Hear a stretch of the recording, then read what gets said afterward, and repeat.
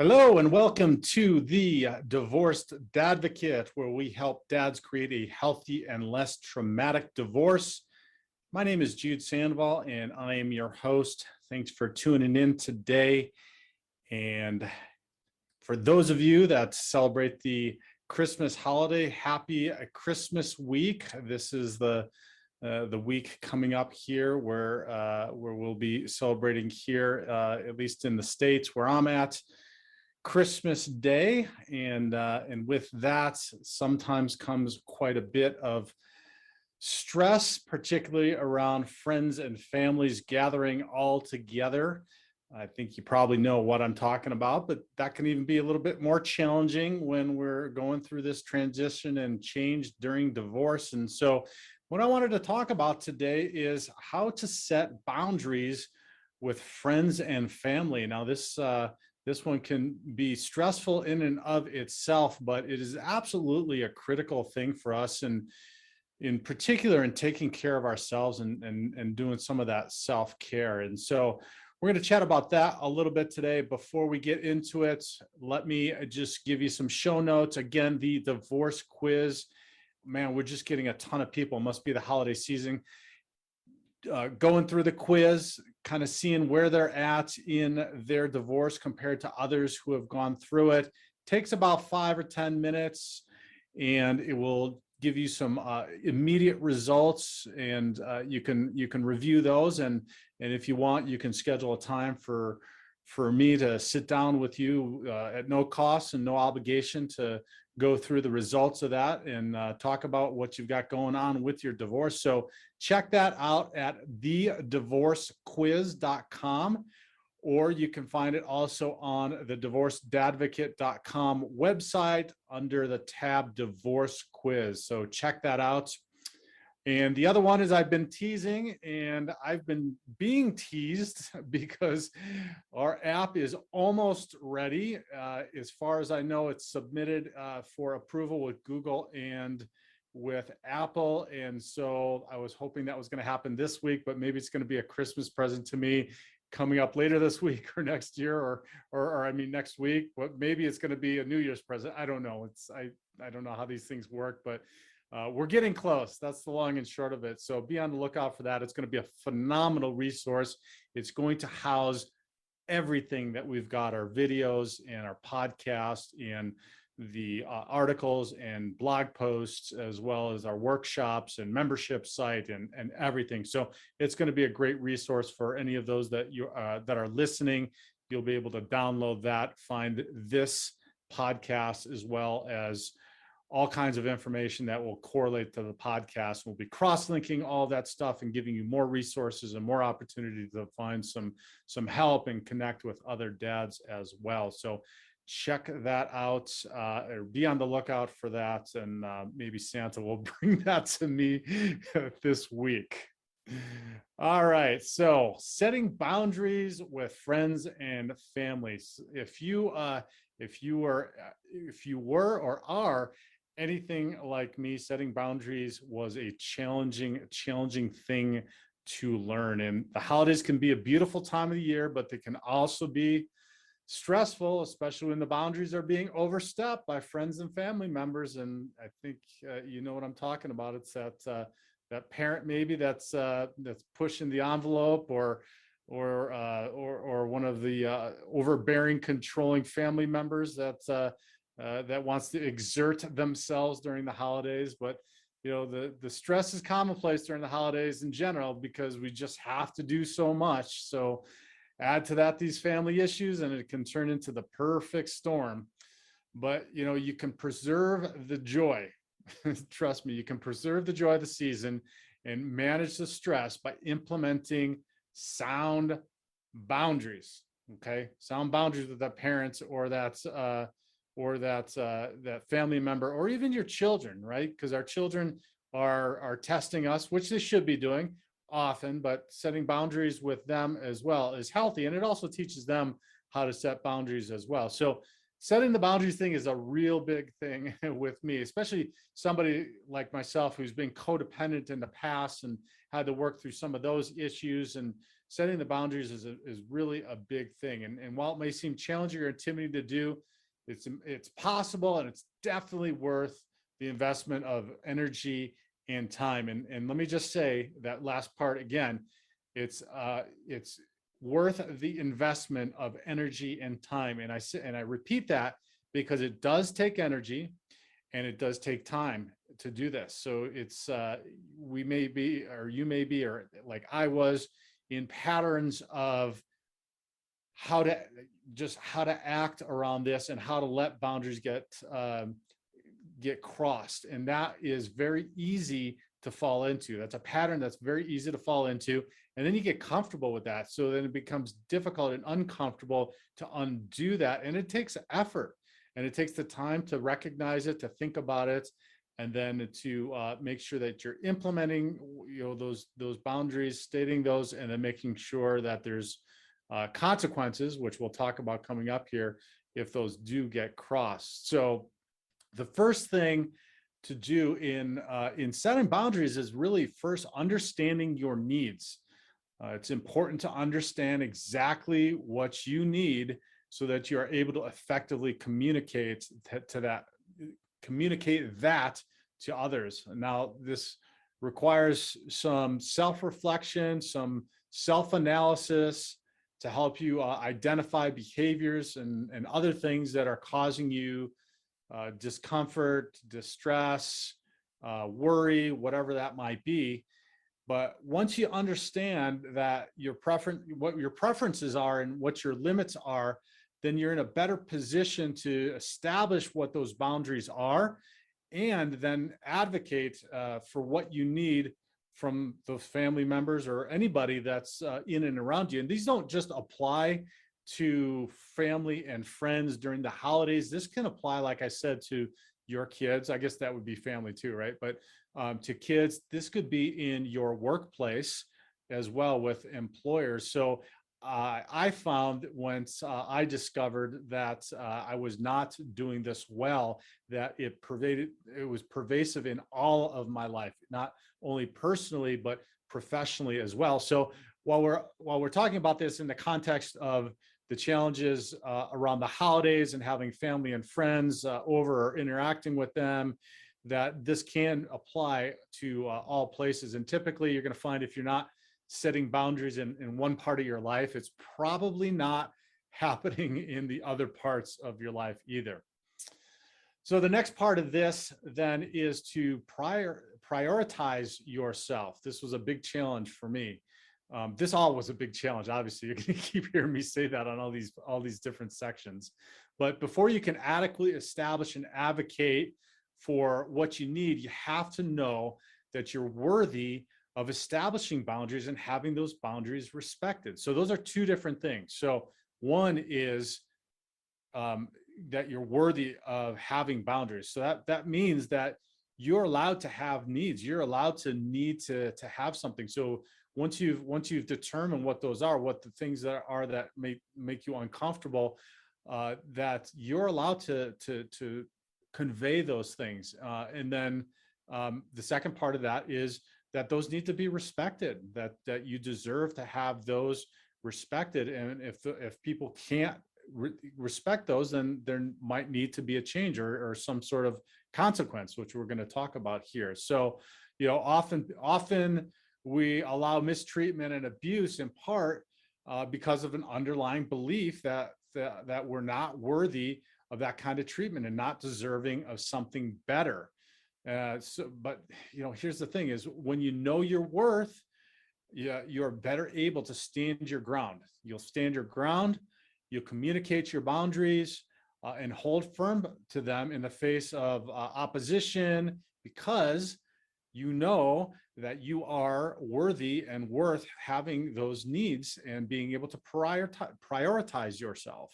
So take the time to do what you need to do to ensure that you are feeling like you are worthy. So that might be meditations, those might be affirmations, that might be talking to a therapist, talking to a coach, talking to a friend that's going to reinforce some of those things in your mind.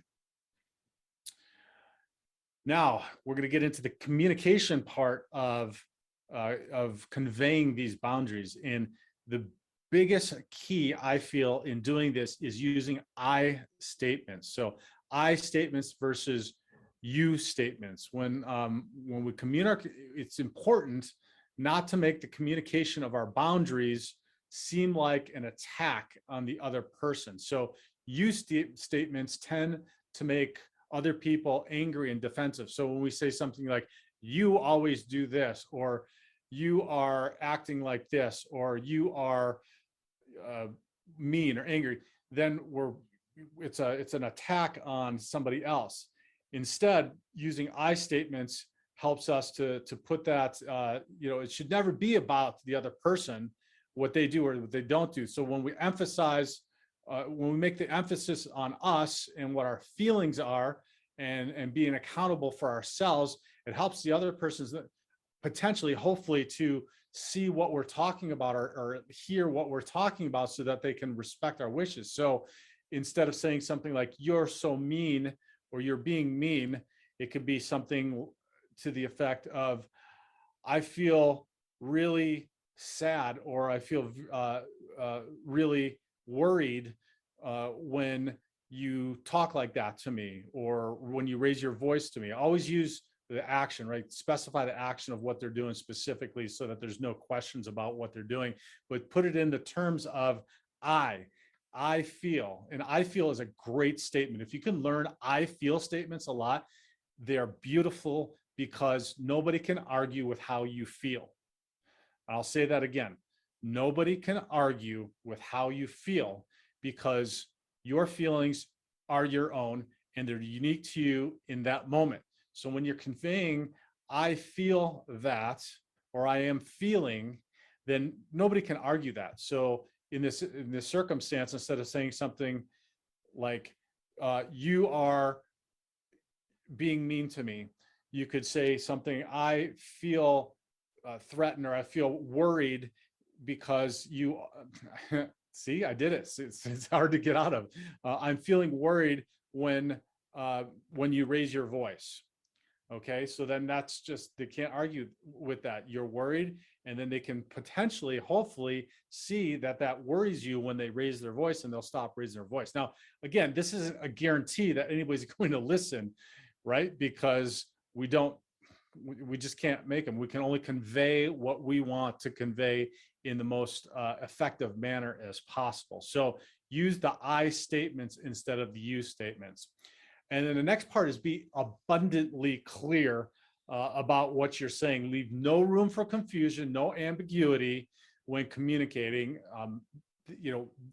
Somebody else cannot properly respect your boundaries if they're not really sure what you're needing and what you're wanting.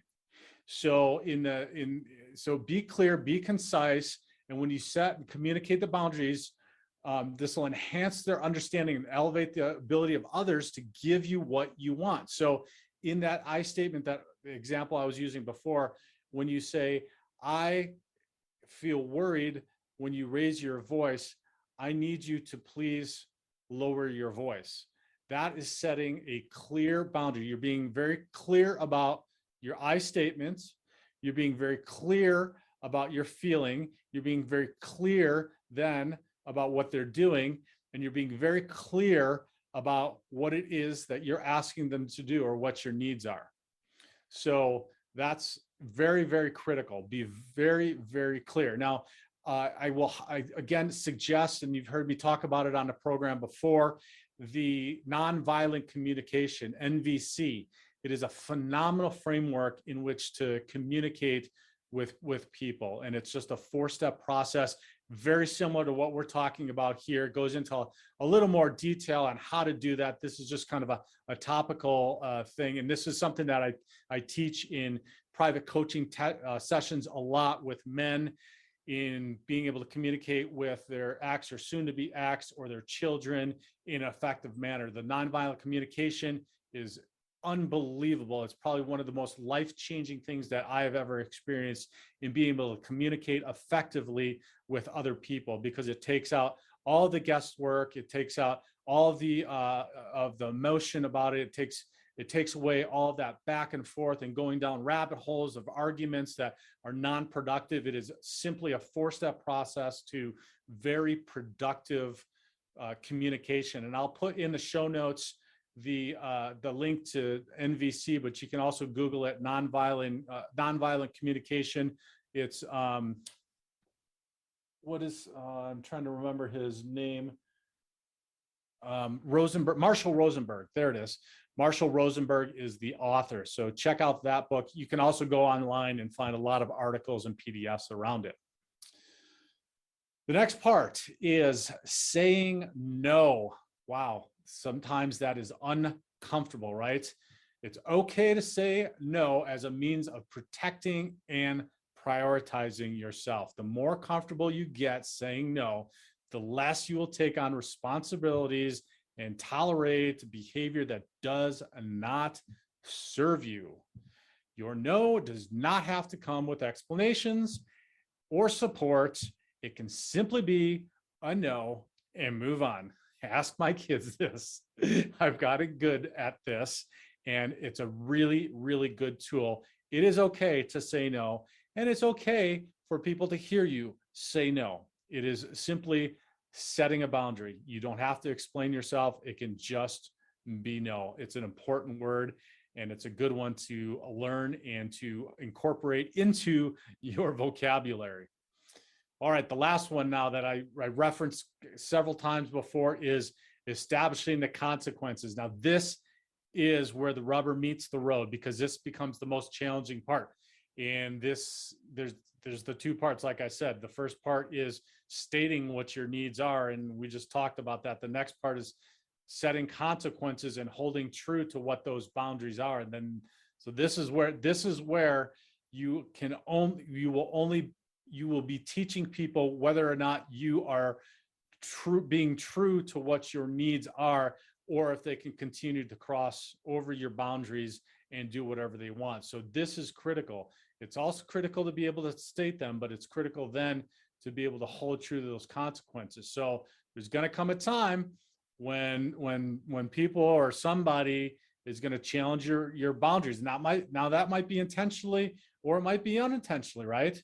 But when this happens, there needs to be an established consequence so people understand that a failure to respect your boundaries comes with some sort of punishment or some sort of action. I don't want to say punishment, but some sort of action on your part. Now, this is going to deter them and discourage them from future oversteps and help you establish yourself as a serious individual whose needs should be respected, again, because you are worthy of having those needs. Now, here's the thing. If you don't set consequences and you let your boundaries be crossed, then you're just teaching that person or people that they can do this.